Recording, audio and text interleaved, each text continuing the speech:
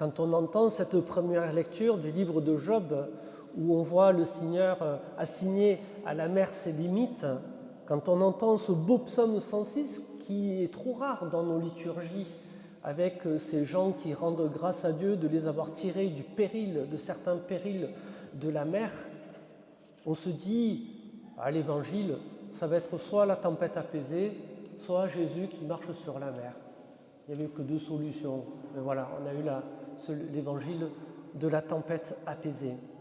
Et je vous invite, chers frères et sœurs, à considérer combien cet Évangile accomplit ce qui nous est annoncé dans le psaume 106 et combien le psaume lui-même est prophétique par rapport à ce passage de l'Évangile. Dans leurs angoisses, ils ont crié vers le Seigneur et lui les a tirés de la détresse, réduisant la tempête au silence, faisant taire les vagues. Oui, c'est bien ce que Jésus va faire dans cette barque pris par les éléments de la tempête.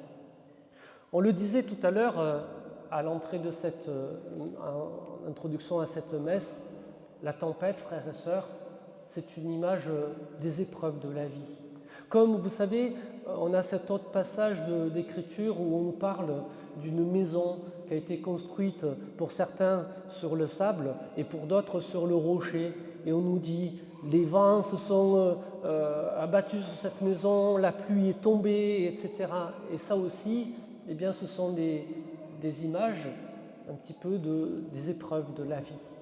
Les épreuves de la vie, elles sont pour tout le monde. Ce n'est pas parce qu'on est croyant qu'on va être immunisé à toutes les épreuves. Ce serait bien de sortir un petit peu de cette naïveté de temps en temps, mais de se rappeler que les épreuves sont là pour tout le monde. La tempête, le vent qui tombe, la pluie qui tombe, les bourrasques et tout ça, même si c'est un petit peu effrayant, ben oui, c'est pour tout le monde. La question est comment, quand nous traversons nous-mêmes des épreuves, peu importe les épreuves, il peut y avoir des épreuves qui sont d'ordre général, liées à la vie en société, on le voit bien autour de nous aujourd'hui, mais puis il peut y avoir des épreuves très personnelles, des épreuves de santé, des épreuves liées à des contrariétés qu'on peut avoir au niveau familial ou autre. Vous savez bien qu'est-ce que c'est une épreuve, je n'ai pas besoin de vous faire un dessin là-dessus. Quand elles se présentent, ces épreuves, comment réagissons-nous? J'aime bien aussi, voyez, cette image de la barque. La barque, ça peut être nos existences, la barque. Ça peut être aussi, parce qu'on est plusieurs dans la barque, on est plusieurs embrigadés dans l'aventure de cette traversée que propose Jésus en disant « allons jusqu'à l'autre rive ».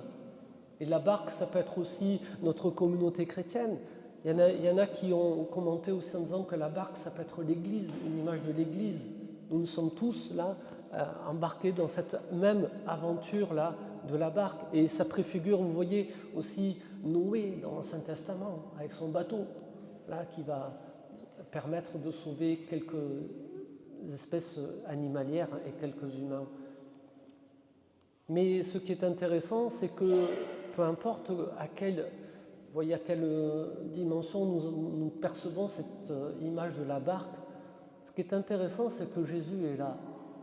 Il est présent dans la barque, mais il dort. Et ça, apparemment, c'est un problème. Il dort, Jésus. Alors, on peut comprendre pourquoi lui, il dort. Parce que si on écoute bien les récits des évangiles, à mon avis, il manquait un petit peu de sommeil déjà, très basiquement Jésus. Parce que souvent, il va passer ses nuits à aller prier. On nous dit à la fin de la journée, il y avait des journées bien denses, en rencontrant plein de monde là, et puis à la fin de la journée, il se retire, il va tout seul, et il passe quasiment la nuit à prier. Donc il fallait bien qu'il dorme un petit. Il est comme nous, Jésus, s'il a pris notre humanité, lui aussi, il a besoin de dormir.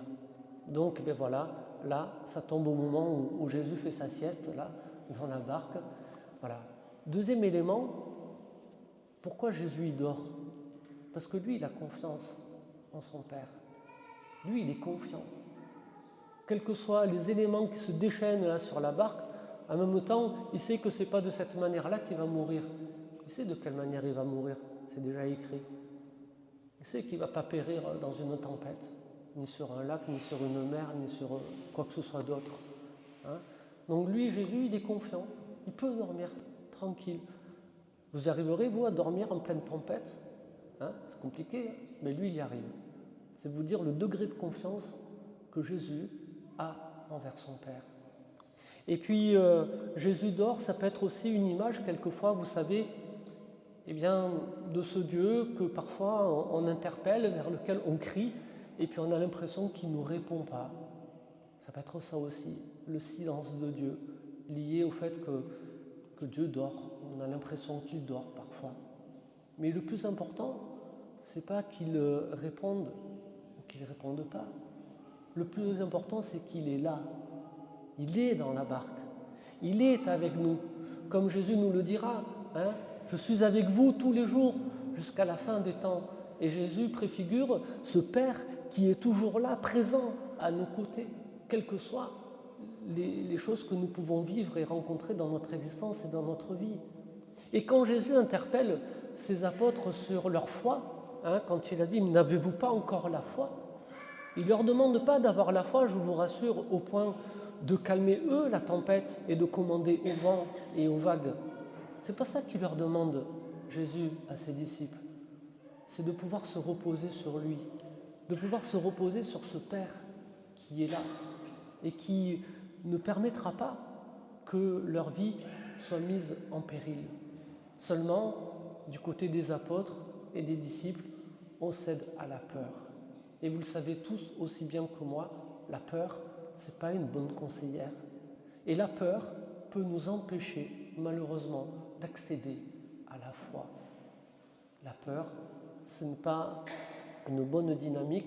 Hein, vous savez, le pape Jean-Paul II avait basé une rencontre des JMJ comme ça, en basant ce message de Jésus, « N'ayez pas peur ».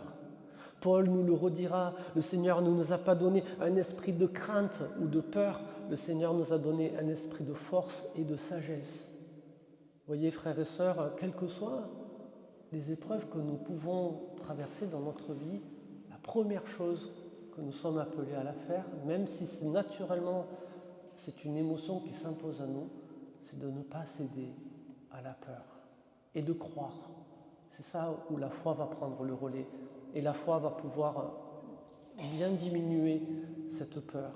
C'est de croire que le Seigneur, il est là, il est présent à nos côtés.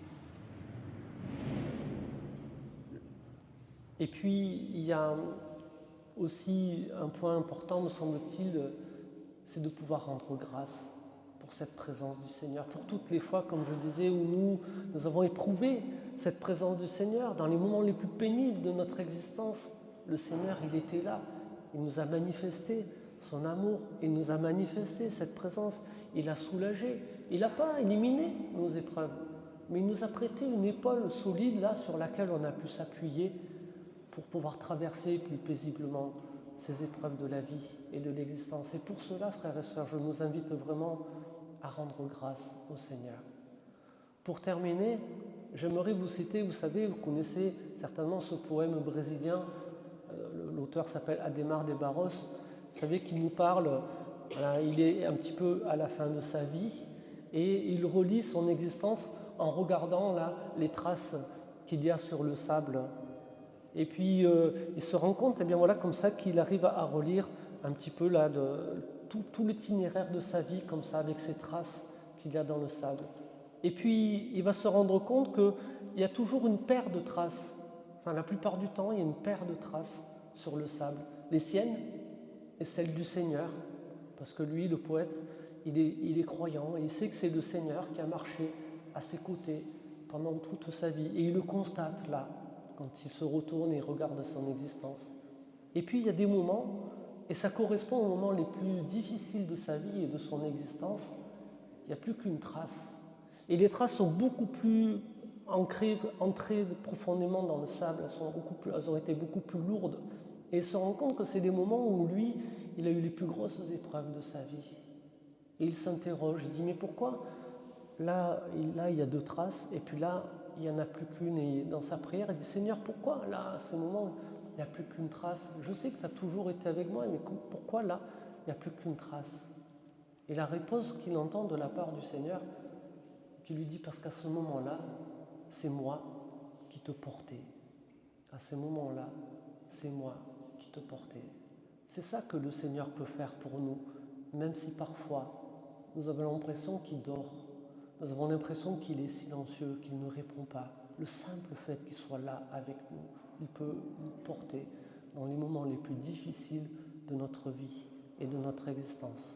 Alors si nous avons, comme ce poète brésilien, expérimenté ça, frères et sœurs, rendons grâce à Dieu et demandons-lui de toujours pouvoir percevoir cette présence de ce Dieu fidèle qui est toujours là, à nos côtés, quoi qu'il nous arrive.